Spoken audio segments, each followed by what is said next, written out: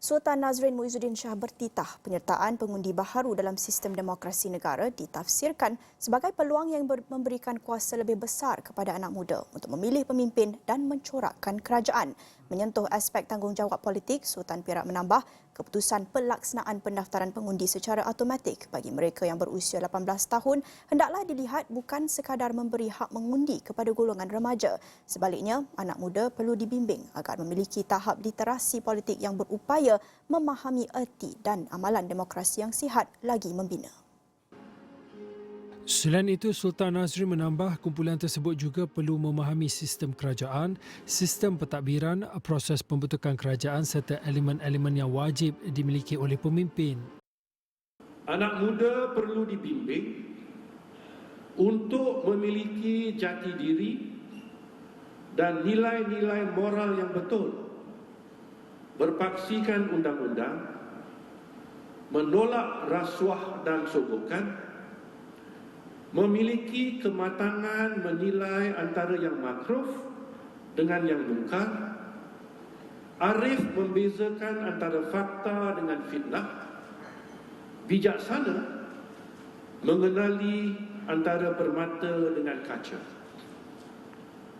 Anak muda perlu diberikan cukup pendedahan dan pengetahuan mengenai elemen-elemen kenegaraan dan tata negara.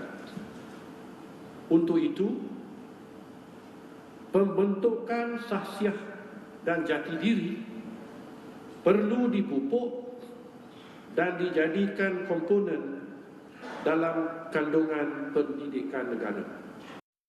Berucap lanjut, Sultan Nazrin bertitah proses memilih kerajaan merupakan satu urusan yang serius kerana nasib rakyat dan negara bergantung pada mereka yang diberikan kuasa untuk membentuk kerajaan.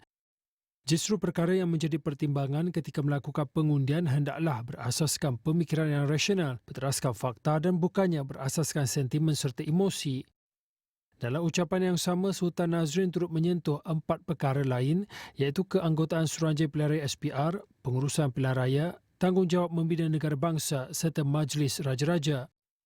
Mengenai keanggotaan SPR, Sultan Nazrin bertitah ia adalah berpandukan perkara 114-1 dan 114-2 Perlembagaan Persekutuan iaitu berfungsi sebagai sebuah badan yang bebas daripada pengaruh kerajaan maupun parti-parti politik. Pengurusan pilihan raya pula, pelaksanaan pilihan raya yang bebas dan adil menjamin kesuburan amalan demokrasi. Sultan Nazrin bertitah ketika berkenan melancarkan buku bertajuk Pilihan Raya Demokrasi Malaysia Tanding Pilih Menang Takbir di sebuah hotel di Ibu Negara pada Isnin.